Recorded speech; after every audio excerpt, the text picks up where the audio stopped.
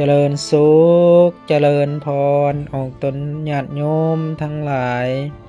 วันนี้อาตมาภาพขน้อยพระอาจารย์บุญเกิดภิกขญาโตก็ได้นำพาออกตนญาติโยม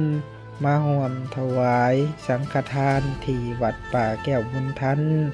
งานปริวัติกรรมประพฤติปฏิบัติที่บ้านดงน้องขุนเมืองจำพรแขวงสะวรรณเขตก็ได้นำพาออกตนญาติโยมมาถวายเพลเนาะก็ขอให้เป็นบุญเป็นกุศลเด้อและก็โมทนาบุญนำพ่อแม่ครูบาอาจารย์ที่ได้มาร่วมประพฤติปฏิบัติ